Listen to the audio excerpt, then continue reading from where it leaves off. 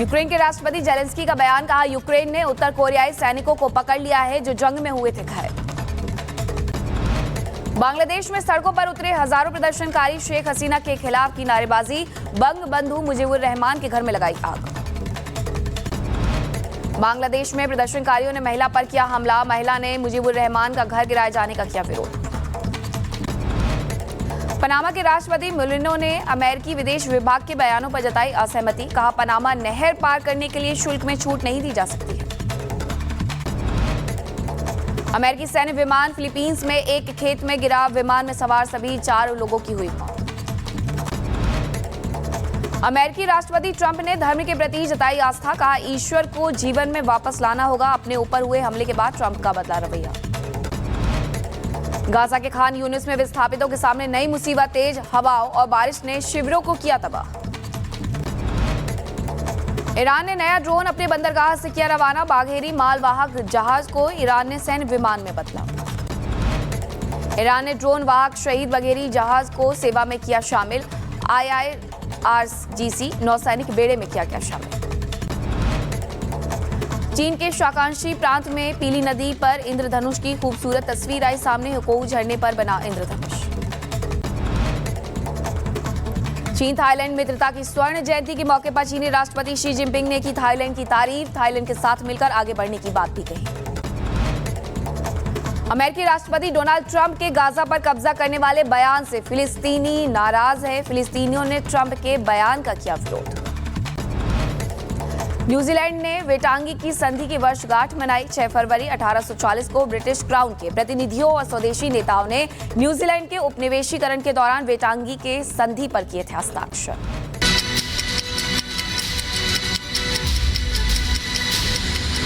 करते हैं संभल के हिंदुओं की, उन हिंदुओं के दर्द की।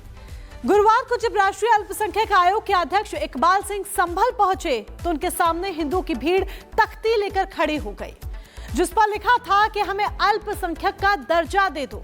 आखिर क्यों उन्होंने ये मांग की, क्या है ये पूरा मामला, इस रिपोर्ट के जरिए देखिए।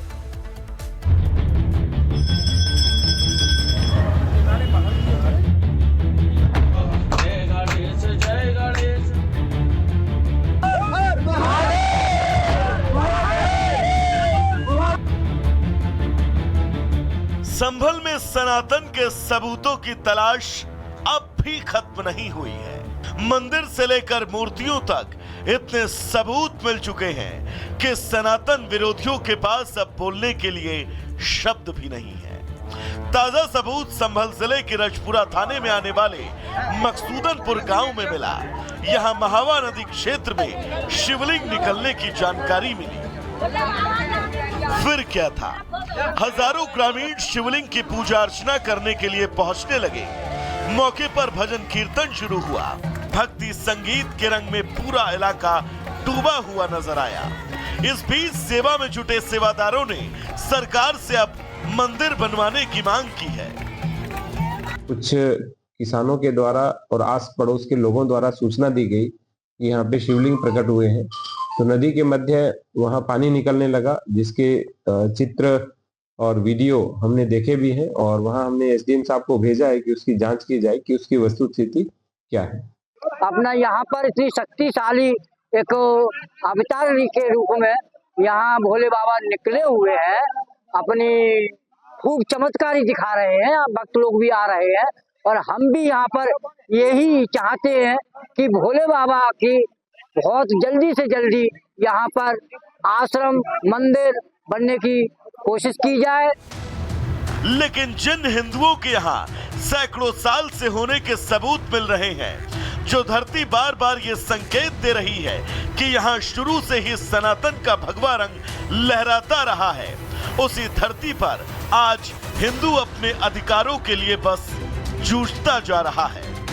गुरुवार को राष्ट्रीय अल्पसंख्यक आयोग के अध्यक्ष इकबाल सिंह लालपुरा संभल पहुंचे।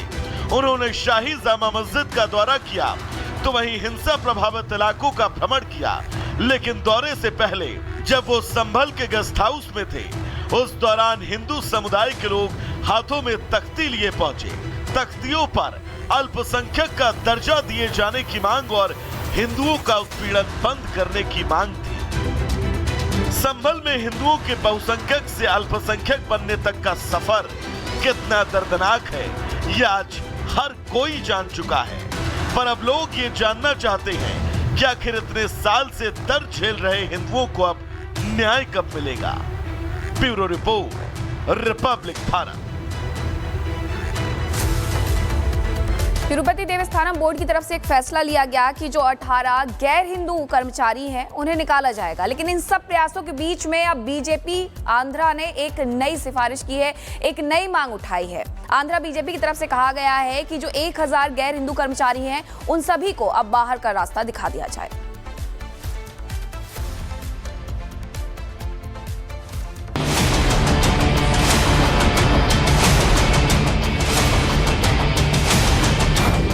देवस्थानम से बीजेपी की अपील।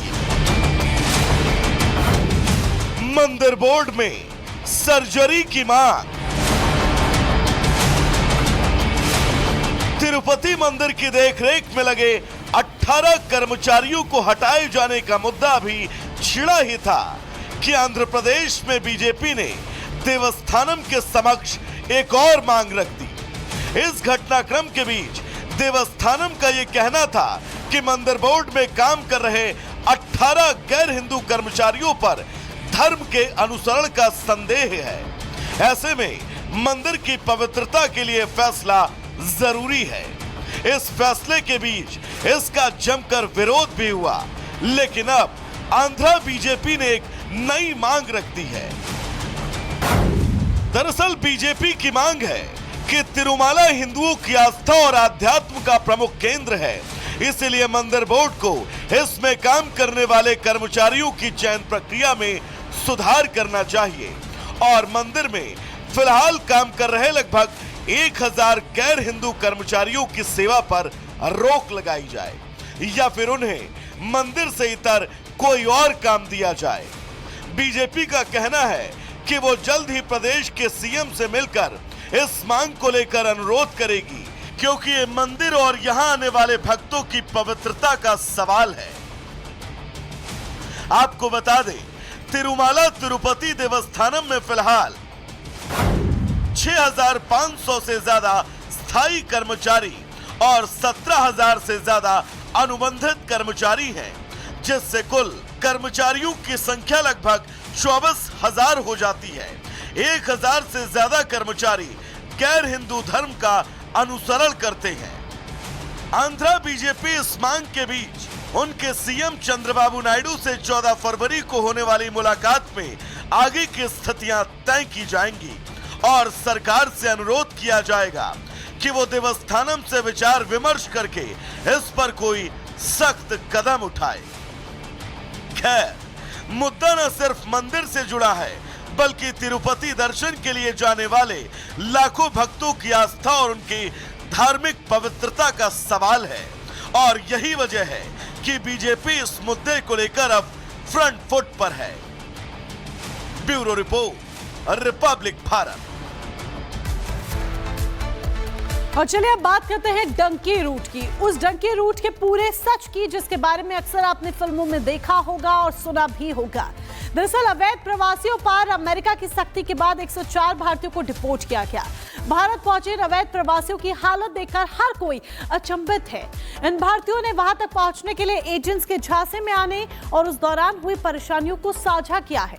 उनकी इस यात्रा में लंबी फ्लाइट्स, समुद्र के खतरनाक सफर से लेकर खतरनाक पहाड़ियों में 45 किलोमीटर तक पैदल चलने तक का उनका अनुभव शामिल है। आप भी सुनिए इनकी आप बीती।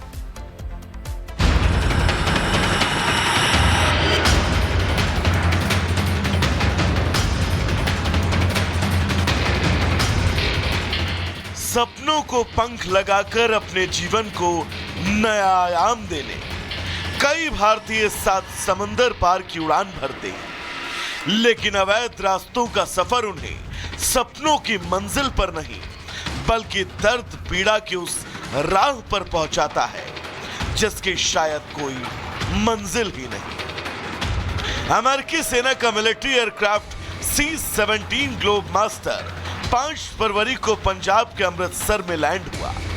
विमान में 104 प्रवासी भारतीय थे जिन्हें अमेरिका ने डिपोर्ट किया था।